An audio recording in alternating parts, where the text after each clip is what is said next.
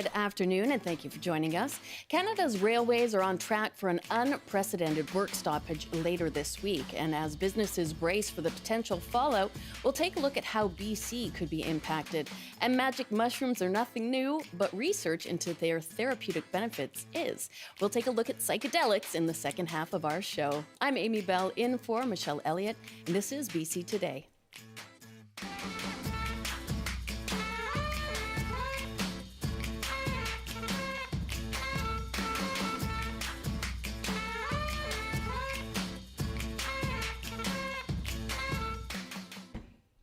And thank you for joining us on radio, TV, and on live stream.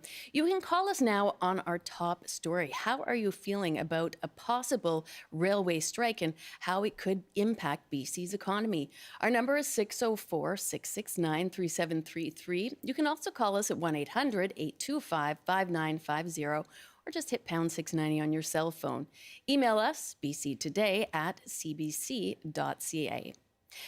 A potential railway lockout is threatening to disrupt supply chains across North America and thus our economy. Both Canadian National Railway and Canadian Pacific Kansas City have warned they will lock out workers if a tentative agreement isn't reached by this Thursday. At odds are a conflict between the Teamsters Union and the railway companies over scheduling and wages. So we're asking, are you worried about what a railway stoppage could mean? And how are you feeling about the state of the BC economy? Call us at 1-800-825-5950, 604-669-3733, pound 690 on your cell phone, and you can email bctoday@cbc.ca. We are joined here today by Pedro Antunes. He is the chief economist of the Conference Board of Canada, and he comes to us from Chelsea, Quebec. Hello, how are you? I'm great.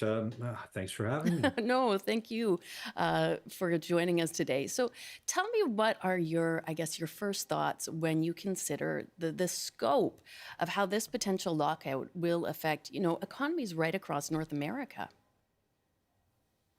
Well, yes, in fact, when we look at the rail sector per se, what is the weight of the activity generated essentially by railway workers transporting goods and the profits that that industry on its own earns? And it's about 0.5% of GDP. So the strike itself and the impact on that industry is really small relative to the kind of broader impacts that it's going to have in terms of the service it provides. And that is that service is, of course, transporting goods across the country, between provinces, and transporting goods to other countries, so to the US and obviously to Asia. And it's not just what we export, but it's also what we import.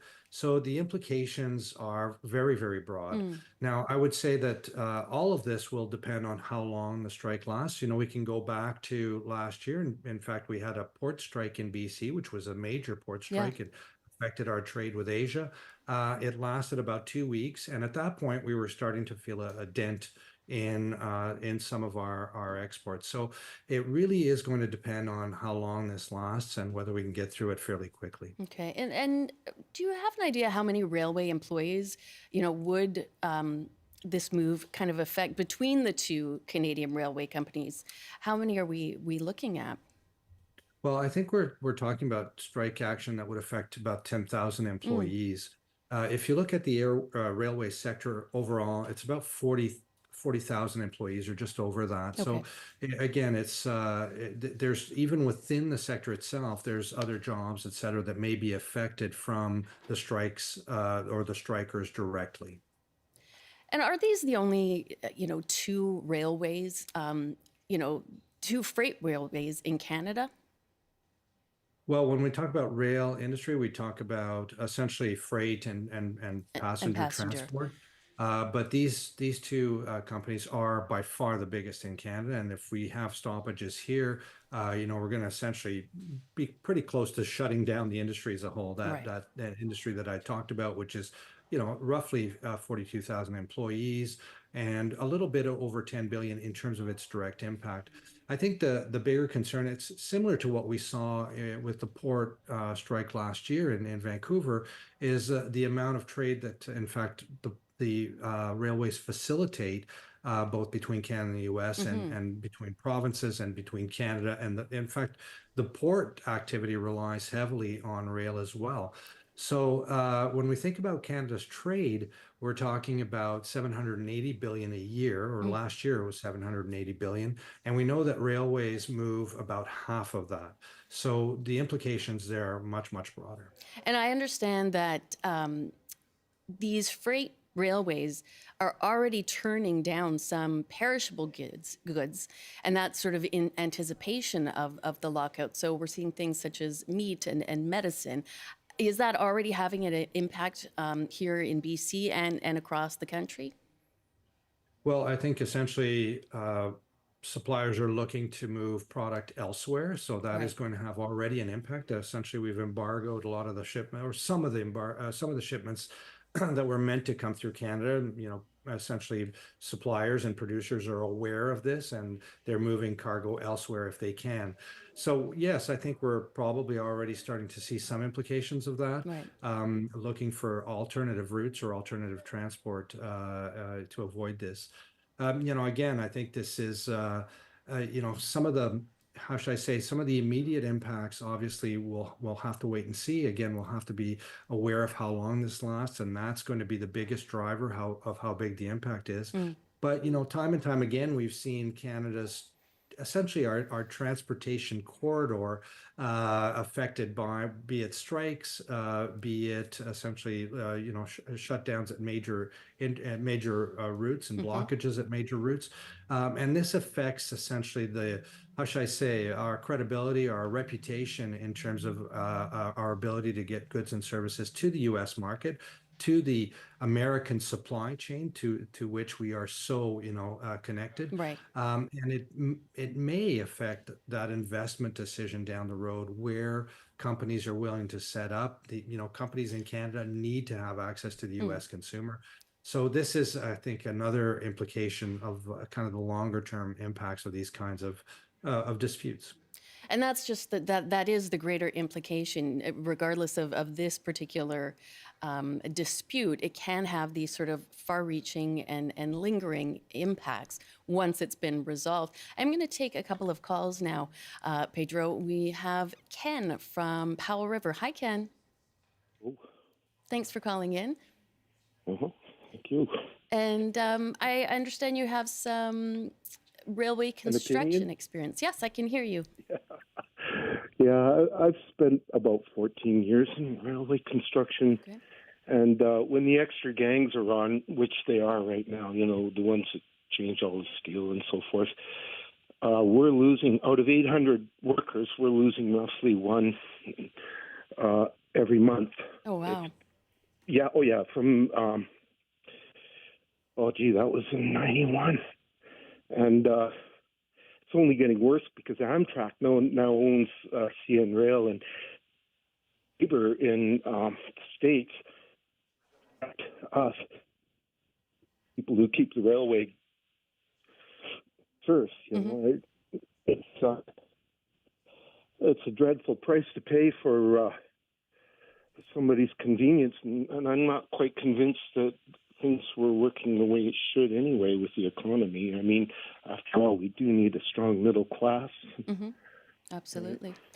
Do you feel that these conditions that the potential for this strike, are these some of the issues that they're wanting addressed, the safety issues? Oh, absolutely well founded. Mm. Totally. As soon as CN started going private around, Jesus, what was it, 1990 or somewhere in there, we started letting private outfits get in. Hmm. And right away, people are getting killed. Even when it's government owned, there's still people getting killed. It's it's a little outside of what most people are used to, I think. You It sounds incredibly dangerous. Ken, I really thank you for your call, and Pedro, I think that's just something that we sometimes forget, that real human aspect of these conflicts, that what they're potentially striking for is, in some cases, a matter of life and death for those workers. It's not just about the economy, it's about those personal workers. Now, Pedro, the Port Authority says that roughly 2/3 of cargo that is moved through the Port of Vancouver is transported by rail, including 90% of international exports. So Vancouver's port is the largest in Canada. So what is the impact we'll be seeing at the port if this lockout comes to fruition later this week? Will we have a complete shutdown? Well, that's we'll have to see how much impact it has. But obviously, container traffic is most or much of the container traffic that goes through, as you just mentioned, the Port of Vancouver is coming into the port by rail. There's direct lines right into the port. And container traffic is essentially the goods that we export to the rest of the world. But also, it's the imports that we bring in, a lot of imports from Asia, a lot of consumer goods coming from that market. So it will mean delays. It will mean, possibly for retailers and wholesalers across the country, because Vancouver's port is the gateway to Asia, really. It will mean potential delays, potentially goods not coming in as quickly as hoped for. And it could mean, an increase in prices. Again, it just depends on how long this lasts. And again, if we go back to the strike that happened last year and with the Port of Vancouver and other ports in BC, Yeah. the implications were, in fact, quite. I think we may, in fact, see similar implications if this strike does last. Yeah. Just as a reminder, the strike last year lasted essentially just close to 2 weeks, Yep. about 13 days. Do you have any sense, sort of for shippers and producers in BC, are bracing for sort of a major economic fallout? I guess farmers would be included in that as well. Yeah, I think, well, let's not forget that from many goods, if it's a delay, if we're delayed for a week, I mean, that we're not losing that production value. No. We already discussed earlier about how some goods, refrigerated items, drugs and other associated items that are perishable Right. are probably finding other routes right now. For agriculture, though, it's very difficult to reestablish other supply chains. We rely on our rail infrastructure to move those goods, and if those goods are perishable, obviously there could be losses depending on, again, how long the strike will last. So yes, I think usually what we see with this kind of strike is those agricultural producers. Those are the ones that tend to essentially, unfortunately, have the risk of losing their product or losing their production. And that comes on a heel of a time where we've seen many farmers struggling with the impacts of climate change and these weather instances that have decimated their crops. So it's difficult for them on so many levels. I would love people to join our conversation. Let us know how you're feeling about this threat of railway stoppage right across Canada and how you think it might impact our economy here in BC. 1-800-825-5950, 604-669-3733. You can also email us at bctoday@cbc.ca. I do want to ask you, I know it's difficult for you to be able to predict, but do you have any sense, typically, we know the port strike lasted nearly 2 weeks long. Are strikes such as this, when there's so much at stake, can they be resolved quite quickly, or do they tend to go, longer? And then, of course, we have those greater economic fallouts. Well, again, the reason I keep saying that I think it's, this will depend on how long it takes. I Yeah. think the Port of Vancouver strike was getting to its to starting to culminate in bigger impacts, and I think the government can step in and force mediation or force a resolution, at least a back to work legislation.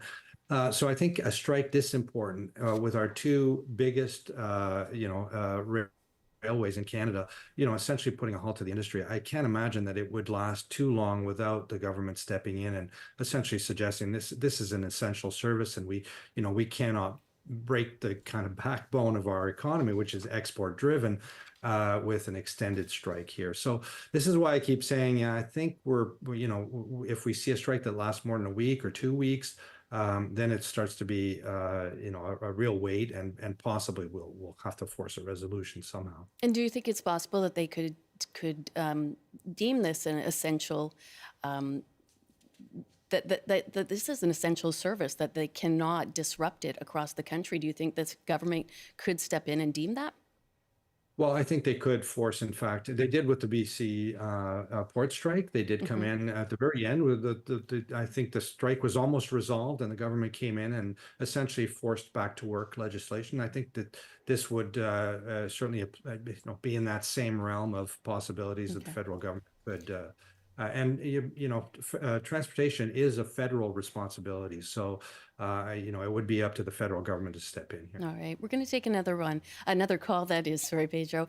This time from Mike in West Vancouver. Hi, Mike. Thanks for calling BC today. Hi, how are you? I'm doing well. How are you feeling about a possible rail stoppage?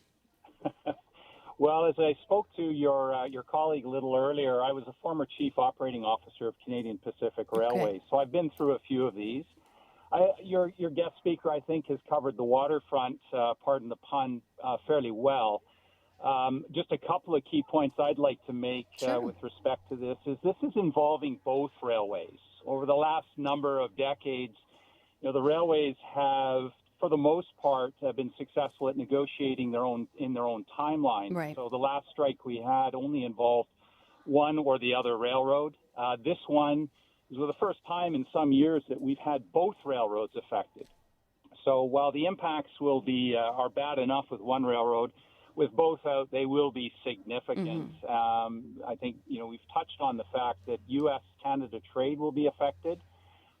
It's not just going to be the 9,300 employees at CPKC or CN, but other rail workers in Canada who won't be working. Also in the U.S., there will be significant disruptions to parts of their economy if this goes on, let alone other supply chain players here in Canada: grain, coal, potash, intermodal, mixed freight. And the port impacts will be significant. So this will be a function of how long it goes on. But a lot of industries have already started to ramp down with embargoes and such. And there will be a long lag time as things ramp back up. So this really begs the broader question. I think your speaker was, or issue this your speaker was making, that this is really a national issue. I'm certainly for free bargaining, but if this country is going to succeed economically over the longer term, it needs to secure its supply chains much more effectively, and that's from a labor, infrastructure, resiliency standpoint. So there are some broader discussions in terms of policy that we need to be having as a country. No, thank you for that point, Mike. And Pedro, I see you nodding that, that this is he raised some very valid points, that this is a national concern and we need to shore up that line of transport so that we don't see one aspect of it sort of grinding it all to a halt. Yeah, I mean, I think the point made around the fact that the two union bargainings are happening at the same time in the same year. Usually they happen in off years, and such that this year we're very vulnerable to potentially this strike and how big an impact it will have.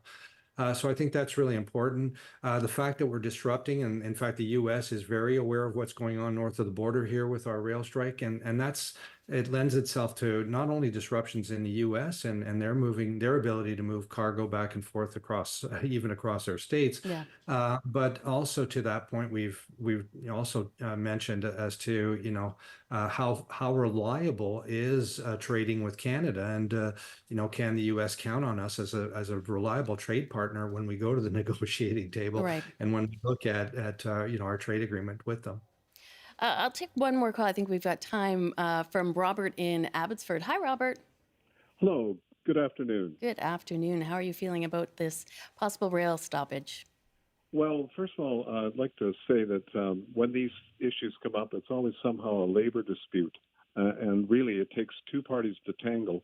These situations should always be labeled either a labor management dispute or a management labor dispute. It takes two parties. The second thing is, let's look at who's doing the heavy lifting here. It's these people on the front lines who are doing all the working of shifting goods and moving goods. There's a pile of people that are shareholders that are doing very comfortably, but somehow we're always expected to have the workers take the short end of the stick. If they're the ones that are doing the hard work, they should be very well rewarded for their work.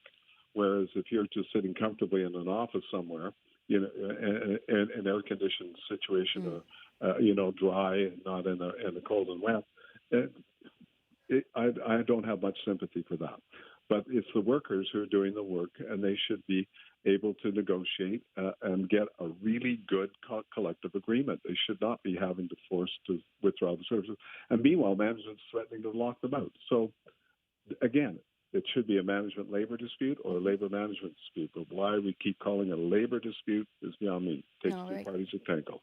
All right. Thank you for that, Robert. And Pedro, unfortunately, we are up against the clock and we'll have to leave our conversation there. But thank you so much for sharing all your knowledge. And we'll check in with you probably on Thursday to see what you think if we do have a stoppage.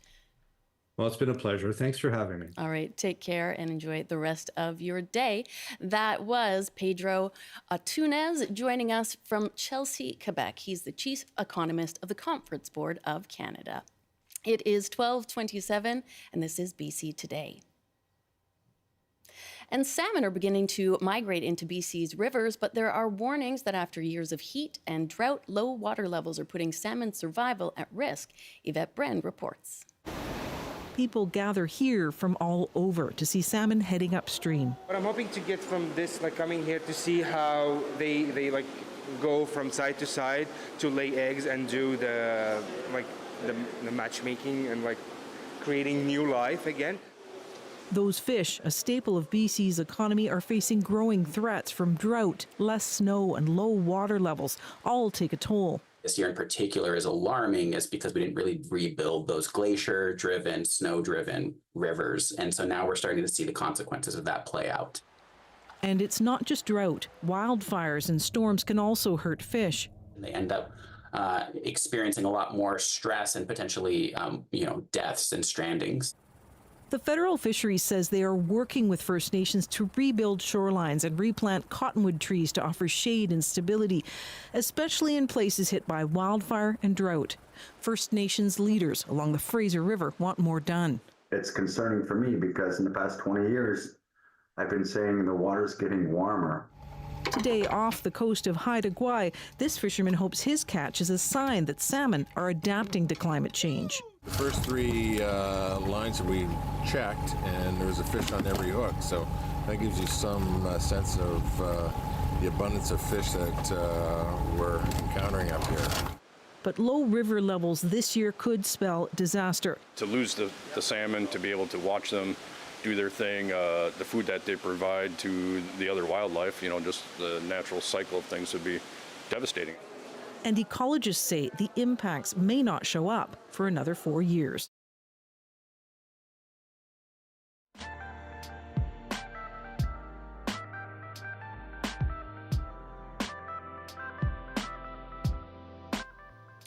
And this is BC Today on CBC. We're on Radio 1, CBC Television, and live streaming on our website, cbc.ca/BC, YouTube at CBC Vancouver, and on the CBC News app. The CBC News to 12:30 is coming up now with Stephanie Mercier.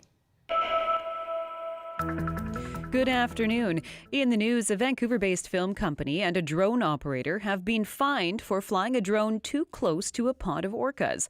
In a statement, the Department of Fisheries and Oceans says River Road Films pleaded guilty in July after unlawfully obtaining footage of the pod of northern resident killer whales beach rubbing off the coast of Vancouver Island. Ottawa's statement says drones can disturb marine mammals, and it is illegal to fly a drone over the animals below a minimum height of about 300 meters. Cooler weather along the southern half of the province is continuing to provide a break for wildfire crews. The BC Wildfire Service says the southeast, in particular, has been a hot spot for fires, but rain and lower temperatures are still helping. And BC's provincial health officer is reminding parents to be sure their kids' vaccinations are up to date before school begins. In a statement, Dr. Bonnie Henry says children should be vaccinated against common illnesses like measles, mumps and rubella, as well as polio, whooping cough and chickenpox. And that is a look at the CBC News from Vancouver. Time now for the BC weather along the north coast. Mainly cloudy with a chance of showers this afternoon, a high of 18. For the Peace region, showers and the risk of a thunderstorm along with local smoke, a high of 20. For the central interior, a mix of sun and cloud with showers and the risk of a thunderstorm in the afternoon, a high of 22. For the southeast and the southern interior, a mix of sun and cloud along with a chance of showers and up to 28 degrees. And for the south coast, a mix of sun and cloud, a high of 23, a chance of showers tonight. Now back to BC Today with Amy Bell. Thank you, Stephanie. Always lovely to see you. Did you have a good weekend? Oh, I did. I was here, but it was still lovely. Well, good. That's the kind of attitude we like around here. And thank you for joining us on BC Today. I'm Amy Bell, and once again this week for Michelle Elliott. The 2024 Democratic National Convention begins today in Chicago, and American Democrats living in Canada were excited with the change in leadership from President Joe Biden to Vice President and new presidential nominee Kamala Harris. The early edition Stephen Quinn spoke with Aaron Kataki-Vest, chair of Democrats Abroad, this morning. Have a 27-member delegation. They've been on hand all weekend, participating, getting the word out about how excited voters are, Americans are all over the world to participate in this historic convention and election. Now, a lot of that excitement, of course, has to do with the naming of Kamala Harris as the, well, I guess we'll still say presumed nominee because she hasn't officially been nominated yet, but that's pretty clear. And then Tim Walz also on the ticket as a vice presidential candidate. The energy that both of them have, people, have rallied around them, as you say, with a lot of excitement. In the meantime, I kind of feel bad for Joe Biden right now. You're not the only one. You're not the only one. Those of us diehard Democrats are sad for Joe that he's, he didn't realize his full 8 years, but he did do the right thing. And he did it with honor. He did it with respectability, and he did it for his country, most of all. And boy, isn't that refreshing to do something for your country.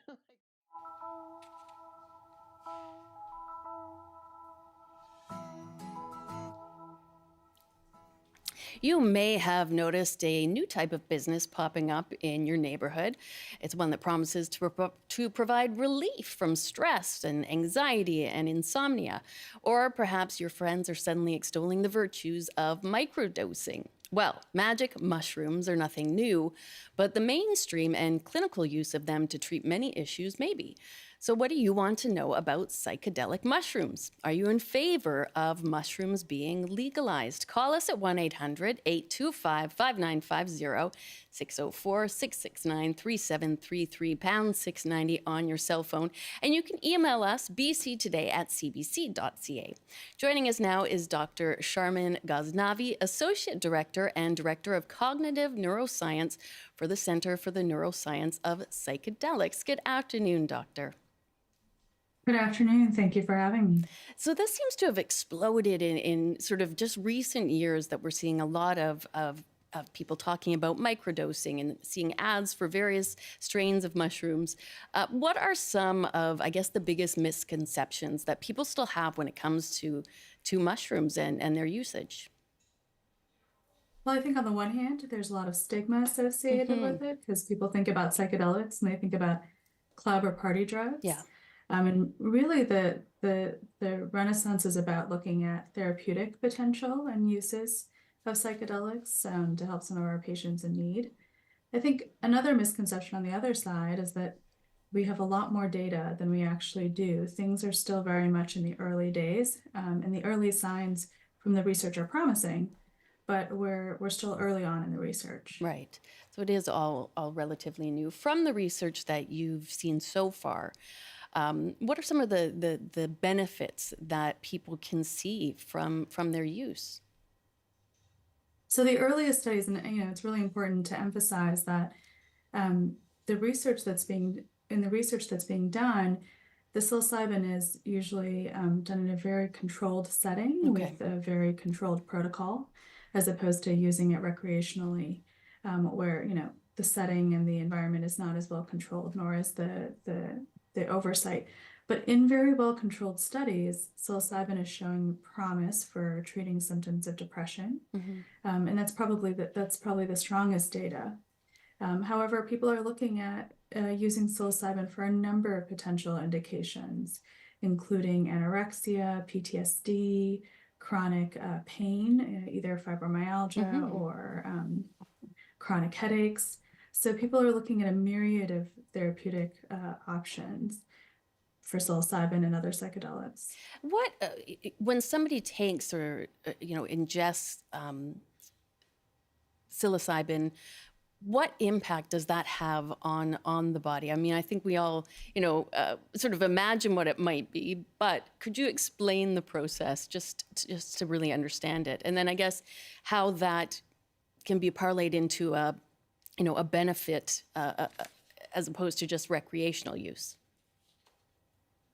Sure. So, first of all, the reason that it's always been thought about as a hallucinogen, or sometimes referred to as mind manifesting drug, is because people obviously have altered perceptual experiences during the actual time when they're under the influence of psilocybin, and in terms of the effects on the body, I mean there are quite a few, but I think the particular mechanism that people are honing in on is sort of how it might how there might be an increased potential for plasticity or change in the brain that allows sort of rigid patterns to potentially be broken. And that's sort of where a lot of people are trying to examine the possibility that it might be helping. Another potential mechanism is the effect of psilocybin on inflammation. And that research is even earlier, but they're looking at, how, because psychedelics actually can help with inflammation. And so that's something that is also being investigated. Even other researchers are looking at other factors that may impact neuroplasticity that are related to things like immune functioning and so on. So we're also very early in the research in terms of understanding how it is that psilocybin is producing the therapeutic effects that people are reporting in some of the clinical trials.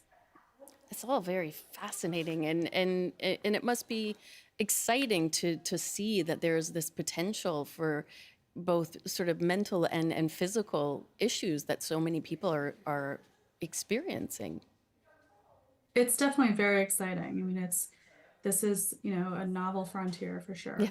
In some respects, right? So it's important to acknowledge that some of these compounds, including psilocybin, have been used in indigenous communities for millennia. But I think in terms of thinking about it and using and its use in sort of a medical model, we're very much at a new frontier and trying to figure out how it'll work well to treat the conditions we want to, and for us to be able to understand how these compounds are working in terms of mechanism, but also like how to use these compounds best. Right. What doses, how many doses, whether therapy should accompany it, what kind of therapy, and what other, concomitant treatments we might need to optimize outcomes.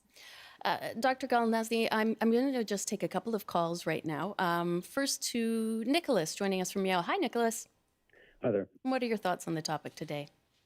Well, I wanted to call and express myself as in favor of mushrooms, magic mushrooms, as a method of help for clinical depression and as a diuretic too.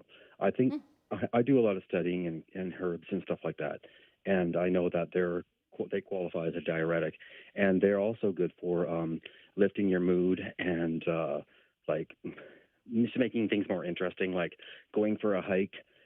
It really changes your optical process, because when you're walking in the sun and stuff like that, you can really see different colors and lights differently, and it lifts your spirit up, right? It helps it really helps you adjust differently to your surroundings and everything like that. So it changes your whole mind frame, and it can have some really good effects on it. And is this something, Nicholas, that you discovered sort of on your own? Were you working with a medical, professional that sort of helped guide you in this usage? No, this is just from my personal experience with, for years I used mushrooms, and I'm not shy about saying that, right? Because it's a natural thing, and it's a great experience. All right, Nicholas, thank you for sharing that with us. We'll hear now from Karen in Prince George. Hi, Karen. Hey, how's it going? Good. And do you have any experience with, magic mushrooms? Like back in 2013 or something like that, I tried some when I was going on stage to play some music, and I got it was a pretty interesting experience, but I got really sick to the stomach, so I ended up and later another time I dropped acid.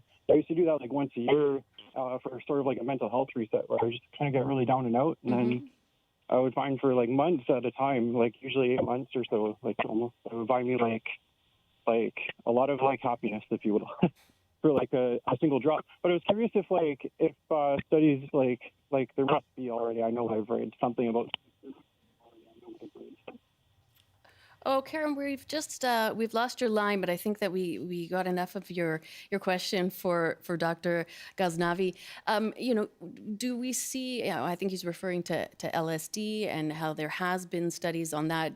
Will we see this sort of broadening, this opening up? It was kind of like the vein of medical marijuana, I suppose, as it is, that we'll see more studies into it and see more widespread medical usage.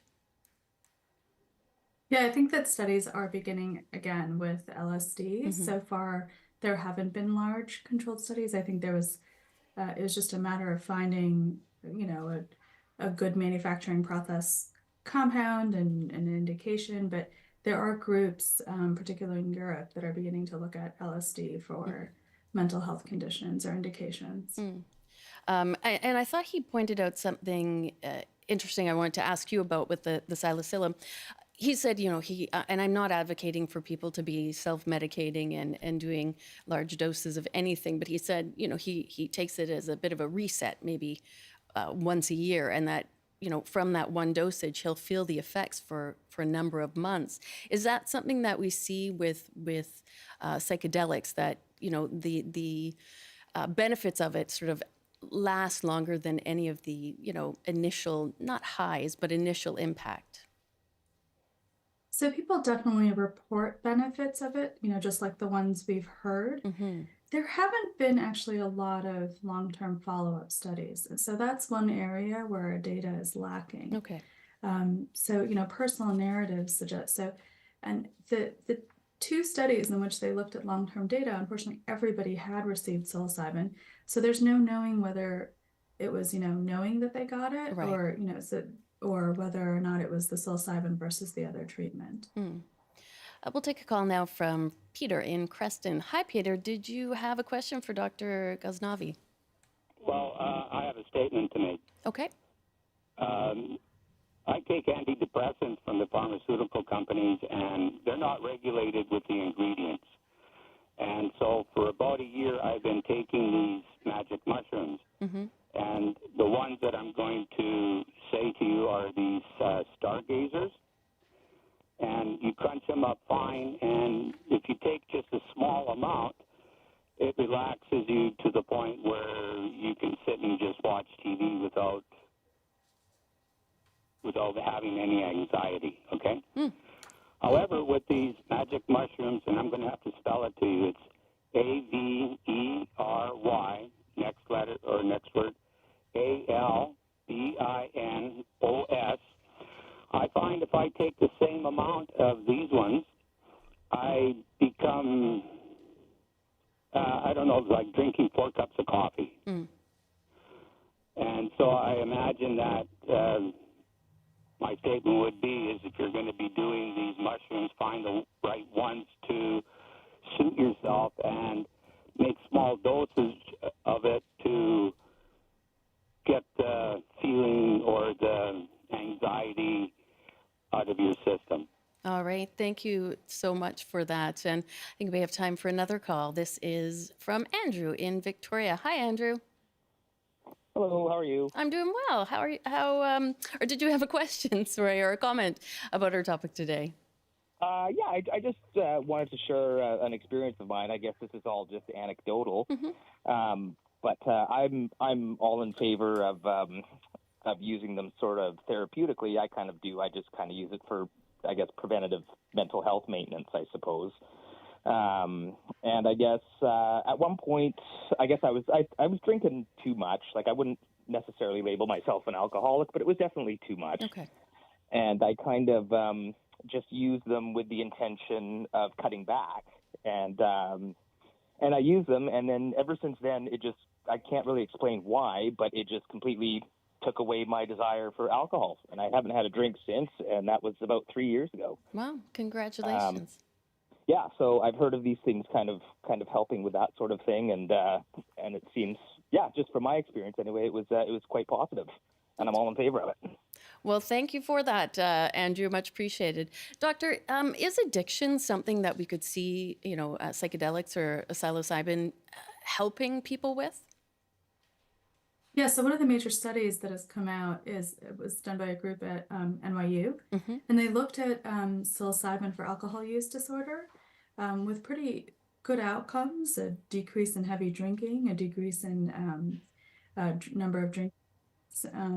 And in that trial, they compared it to diphenhydramine and did it with therapy, which was, a combination of motivational interviewing or based on motivational interviewing, and they had really good outcomes. And I know there are plans for a larger study to follow up on that. I'm curious if certain issues are sort of more readily helped by the use of psychedelics or psilocybin. I know you mentioned earlier sort of that sort of changing of the plasticity of the brain and changing those sort of paths that have been forged.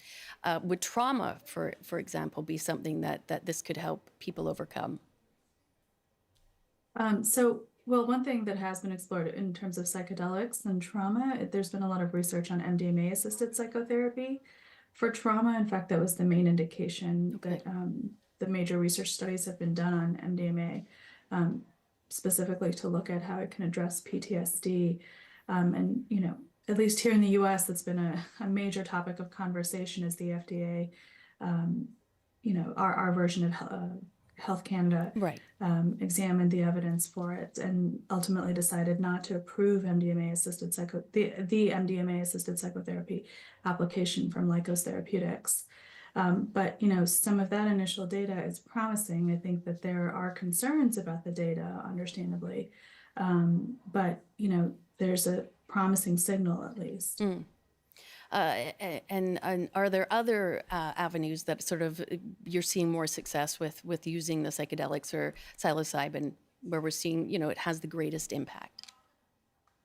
I think it's too early to say where it has the greatest impact, and in some ways, what's kind of remarkable is this sort of what we will refer to as this transdiagnostic benefit, which means that it seems to help people across diagnostic categories, which leads people to think about mechanisms that are common to different disorders and how these compounds are acting on those mechanisms to result in benefits for people from so many different indications.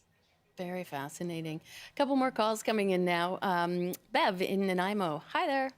Hello. I've got a question for the doctor. Sure. And doctor, do you feel with these mushrooms that there are enough natural varieties for the desired results for various problems, or do you think these mushrooms will then start to be modified so they're no longer as natural to produce various other results? Like our marijuana now, there's so many varieties out there. Mm-hmm. It's all been crossbreeded and crossbred, and it's not natural anymore. In other words, and some of it has such high THC, and they say sometimes by taking that you might end up being bipolar or something like that. So do you feel that mushrooms will go that same route as the marijuana with so many varieties? So right now, at least with the clinical trials, they're using mostly, pharmaceutical grade, produced. So they're not using natural psilocybin in most of the trials. They're not using mushrooms, and that's that's partly because of the requirements of doing trials in human subjects and patients. Okay. And so most of it's pharmaceutical, but there is this sort of search going on to see what other compounds, natural compounds, we might use for different indications, in part motivated by this resurgence of interest in psychedelic compounds.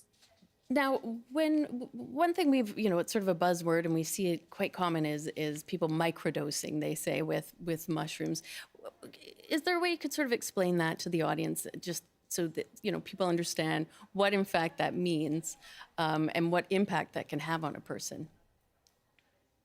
Yeah, so microdosing means that people are taking lower doses of the psychedelic compound, and a dose that's low enough that it should be imperceptible to other people. Okay. And that it doesn't really cause any significant perceptual changes in them, as opposed to a macrodose, which is what's been used in most of the clinical trials, where people definitely have altered perception and altered experience. Right.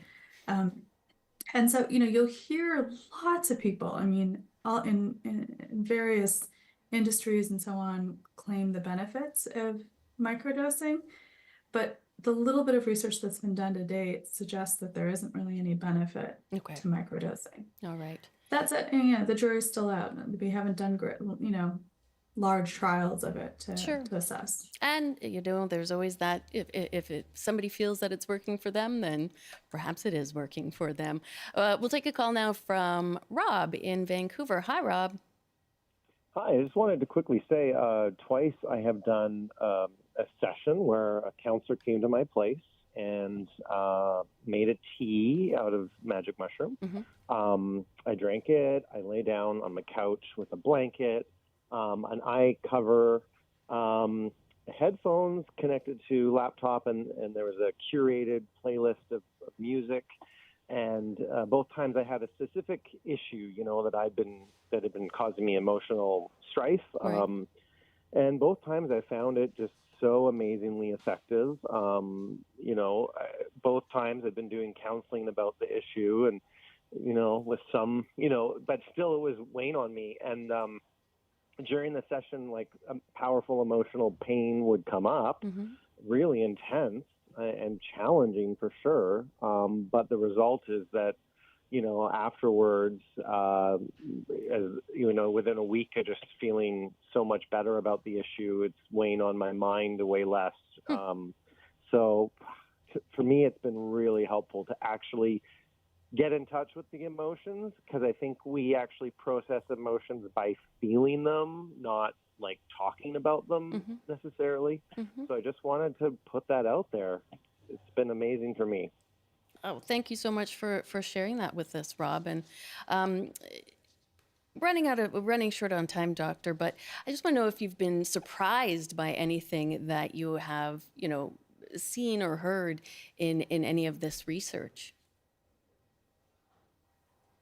Well, I think what's been really interesting is, the challenge to hold the balance of the excitement, while also recognizing that there's a lot we need to know, especially when it comes to the medical use of these compounds.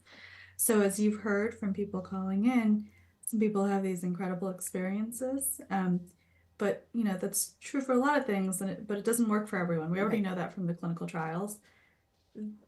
These compounds don't work for everyone, and they also don't always result in good outcomes. So there are adverse outcomes, and at least in the medical setting, we need to understand both aspects in order to do what we do best, which is help patients do a risk-benefit analysis about whether or not this is a good choice for them. And that because this could be just sort of one other tool available in that toolkit for medical professionals to provide help to their patients.